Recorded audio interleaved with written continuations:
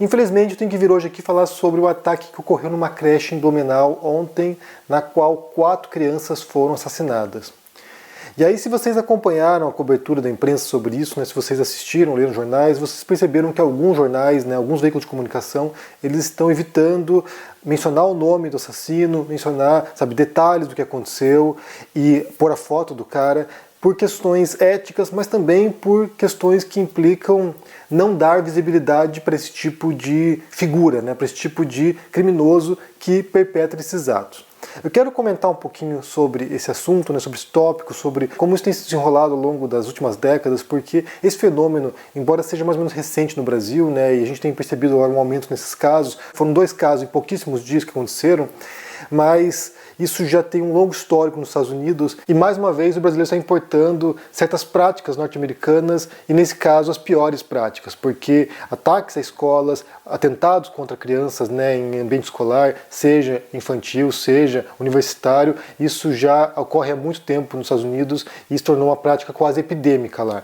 E aí, a gente tem que compreender como isso se dá e por que isso ocorre, porque isso se tornou um fenômeno que me parece que, infelizmente, também vai se tornar uma tendência no Brasil agora, graças a esse tipo de visibilidade e graças ao modo como as redes sociais são usadas para recrutar essas pessoas, radicalizar essas pessoas e depois também para celebrar os feitos dessas pessoas. A gente tem que voltar aqui ao primeiro evento que teve uma grande repercussão midiática, que foi o ataque em Columbine, nos Estados Unidos. Nesse caso em particular, que virou documentário depois pelo Michael Moore, foi muito mencionado, muito comentado, muito estudado. Havia 2 adolescentes que sofriam bullying na escola e eles montaram um arsenal, realmente muitas armas, bombas caseiras, invadiram o colégio no qual estudavam e mataram muitos colegas da escola. E aí, o que eles fizeram naquele momento, e foi isso que iniciou uma onda de outros ataques posteriormente, foi criar um código visual, um código de símbolos, de comportamentos que serviriam como referência para futuros ataques. Ou seja, outros assassinos poderiam se inspirar no que eles fizeram e, desse modo, criar quase uma linguagem desse tipo de situação.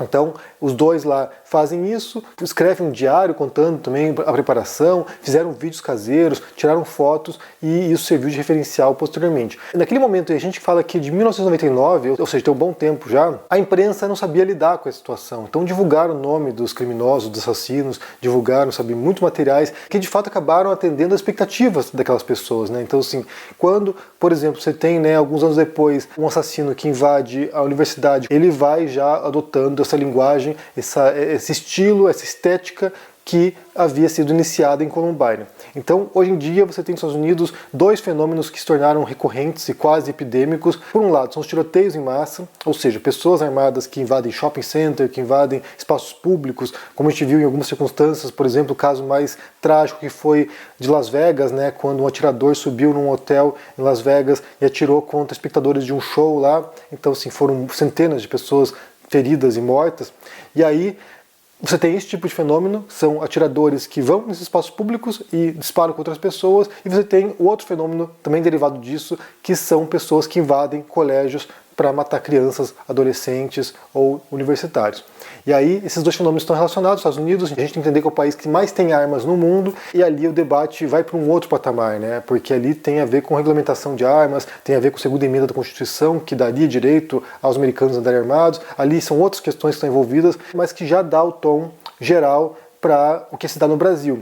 A diferença, há muita diferença na verdade, mas uma das grandes diferenças tem a ver com o acesso a armas. No Brasil, apesar do governo Bolsonaro, ainda é difícil ter acesso a armas, é muito caro, então pessoas comuns não têm como comprar um revólver, uma pistola, um rifle, sei lá o que. Então o acesso ainda não é tão simples, mas havia uma tentativa no Brasil de flexibilização de acesso a porte de armas, a porte e posse de armas, e aí isso poderia sim escalar muito a situação. Esses 2 últimos eventos que a gente viu, esses 2 últimos crimes em escolas no Brasil, ou em creche agora, eles não foram piores porque a pessoa não teve acesso à arma de fogo. Então, poderia ser muito mais complicada a situação, muito mais vítimas. Então, nesses casos ali, são pessoas que queriam esse tipo de visibilidade, que possivelmente foram radicalizados online, como eu falei, e isso é um fenômeno também bastante conhecido nos Estados Unidos. Eles vão lá, cometem esses crimes, justamente porque eles querem ser reconhecidos, ter algum tipo de sentido na sua vida vazia. Então, assim, a gente está aqui psicologizando isso aqui, mas basicamente é isso, né? São pessoas que têm sérios problemas comportamentais muitas vezes, sérios problemas de relação, têm dificuldade de se relacionar com as pessoas, e aí eles vão lá e fazem isso porque isso daria algum tipo de fama, de notoriedade, mesmo que infame nesse caso. Como eu falei, nos Estados Unidos a questão passa pelo porte de arma, porque lá muitos estados têm leis bastante flexíveis, bastante frouxas em relação a isso. No caso de Columbine, por exemplo, quem assistiu os documentários, vários documentários foram feitos sobre isso, você percebe ali que os jovens, né, os adolescentes compravam pelo correio as armas, então assim, era muito simples comprar arma e munição, e eles se armaram ali quase como se fosse para uma guerra.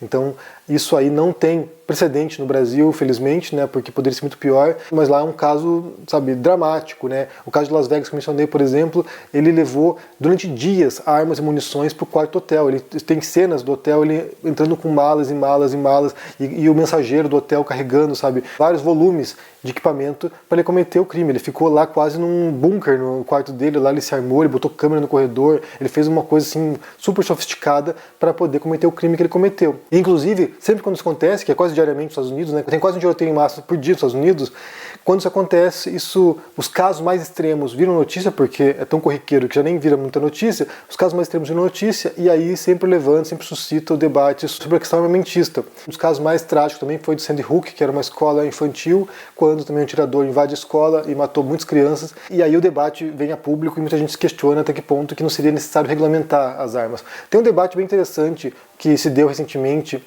com o Jon Stewart, no programa dele, com um congressista republicano sobre isso, sobre a importância de regulamentar o acesso às armas, e os congressistas norte-americanos, muitos deles financiados por associações armamentistas, eles se recusam veementemente tocar nesse tópico ou tocar nesse assunto. Então, as soluções são as mais esdrúxulas, você pode imaginar. As soluções passam, por exemplo, eu vi um vídeo essa semana mostrando uma proposta para construir portas blindadas para salas de aula. E era de uma coisa assim, era uma parede blindada, né, uma parede de metal, que o professor, caso ouvisse tiros, caso disparasse algum alarme na escola, ele empurrava a parede de metal e fazia meio que blindava a parede para que o atirador não pudesse entrar na sala de aula. E aí, sei lá, um investimento multimilionário para as escolas poderem fazer isso. Eu vi um outro vídeo, uma outra imagem de um tobogã inflável, tipo de avião assim, que poriam nas janelas das escolas para que os adolescentes ou crianças pudessem escorregar para fora da sala de aula caso um tirador entrasse. E daí tem vários protocolos de segurança para evitar que um tirador possa entrar numa escola, vários mecanismos para bloquear, detector de metais na porta das escolas, policiais de plantão, cada vez mais recursos de segurança que poderiam ser muito menores caso houvesse uma regulamentação em relação às armas. Chegaram a propor, inclusive, que professores andassem armados, né? Que professores tivessem treinamento para que pudesse reagir a esse tipo de crime, que é um absurdo completo, né? Na verdade, a lógica é totalmente invertida, né? Para enfrentar a violência com armas, põe mais arma na mão das pessoas, e aí isso vai aumentando, sabe, o número de armas letais por aí. Esse não é o ponto do Brasil, né? Então, como eu falei, o brasileiro está importando certos comportamentos, certas práticas norte-americanas, mas felizmente a questão armamentista ainda está longe desse patamar no Brasil. Então, nesse caso, são pessoas que invadem, assim como a gente viu também em Suzano, né? Jovens que entraram com armas brancas, cometeram crimes bárbaros com muito estrago. De qualquer maneira, ainda a dimensão não chega à proporção dos Estados Unidos e esperamos que jamais chegue. Mas ao dar visibilidade para essas pessoas, como mencionei no começo, ao fornecer o que eles querem, que é notoriedade, isso vai instigando novos ataques, isso vai instigando novos assassinos ou potenciais a se animarem a fazer isso. Parece que já vai começar a haver um investimento em relação a isso, em relação à proteção nas escolas no Brasil. Isso já demonstra como isso tem o potencial de escalar e se tornar mais recorrente do que é agora. E, de fato, essa é uma situação de difícil solução. Os norte-americanos não conseguem lidar com isso, eles têm dificuldade tremenda de lidar com esse assunto, e me parece que no Brasil o teor do debate vai nesse sentido também de compreender, primeiro de ficar estupefato diante do crime, do horror, porque realmente é assustador, né? No caso de uma creche, crianças pequenas ali que foram vitimadas. Então, primeiro tem uma dificuldade enorme de lidar com o tema e também de encontrar soluções de modo a desestimular que as pessoas cometam esse tipo de crime. Então, parte da minha leitura aqui, primeiro, compreender o perfil dessas pessoas, por que elas fazem isso, quem são essas pessoas, como elas se organizam, onde elas estão frequentando, e aí também passa por uma polícia capaz de, sabe, estar infiltrada nesses grupos de jovens ou adolescentes que estão compartilhando esse tipo de conteúdo, que estão propondo esse tipo de ações, porque existem esses grupos, são bem movimentados, então é importante um trabalho de inteligência, antes de tudo, para evitar que isso aconteça. E em outro sentido também, quais são as medidas protetivas possíveis, né, para evitar que isso continue vitimando crianças brasileiras. Enfim, é uma notícia horrível, uma notícia muito triste. Eu me solidarizo aqui com os familiares e amigos das vítimas desses ataques no Brasil recentes. É lamentável, simplesmente é de partir o coração, e a gente espera, que a gente torce para que haja medidas eficazes para evitar novos ataques ou para conter o estrago, né, para tentar conter o dano quando ainda é possível. Uma vez que se abra de vez a comporta desse tipo de atos, de comportamentos, de crimes, eu acho que é muito difícil controlar, porque aí se torna de fato esse fenômeno, né, que eles chamam nos Estados Unidos de copycat, de outras pessoas querendo imitar esse tipo de crime. Então aí já sai de controle, realmente aí se torna algo quase cotidiano, né? Bem, eu quero saber o que vocês pensam sobre essa história, se vocês acompanharam as notícias desses eventos aí, como é que você entende a questão de visibilidade? Por um lado, né, noticiar o crime, noticiar a barbárie, noticiar esse horror, mas por outro lado, sem dar visibilidade para o criminoso, de modo a não estimular outros criminosos futuros a tentar esse tipo de ato. Como é que você entende isso? Como é que você vê essa dinâmica? Se isso faz sentido na sua cabeça? E como é que você entende quais seriam as medidas protetivas eficazes nesse caso, né? Porque aqui a gente fala, por exemplo, de locais que muitas vezes não são protegidos e que as pessoas têm acesso até facilmente, né? Pulando o muro, e aí, realmente, como é que a gente poderia se preparar para esse tipo de coisa, né? Infelizmente, essa nova realidade no país, né? É algo que já é, como eu falei, corriqueiro nos Estados Unidos e agora, pouco a pouco, está se infiltrando aí de um modo perverso no Brasil. Como é que você vê isso aí? Põe no comentário aqui embaixo, se inscreva no canal, ativando o sininho, isso é muito importante. E eu te convido também para participar do meu Clube do Livro. Todos os meses a gente se encontra todos os mês para debater obras de pensadores, de filósofos, né? Ou de outros escritores que trazem para os seus livros de literatura temas filosóficos. Nesse mês de abril vamos ler Édipo Rei, uma tragédia famosíssima do autor grego Sófocles. Espero você por lá, o link está na descrição aqui. Se cuide por aí e, mais uma vez, presto solidariedade aqui aos pais das vítimas, aos familiares das vítimas, aos amigos das vítimas. É realmente muito triste a situação. Então, se cuidem por aí.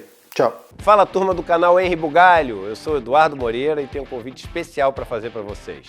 Na terça-feira, dia 18 de abril, às 8 horas da noite, no horário de Brasília, eu vou dar uma aula que eu dou uma vez por ano só, chamado Investir é para Todos. Uma aula onde, em menos de uma hora, eu ensino todo o conhecimento básico que você precisa ter sobre o mundo de finanças e investimentos, não só para aprender a investir bem o dinheiro, e claro que isso você aprende também, mas para saber lidar com as suas dívidas e equacionar elas, e também para entender o papel do mercado financeiro na vida de todo mundo. Se você não quiser faltar essa aula, é só você clicar no link aqui em cima ou aqui embaixo e se inscrever gratuitamente.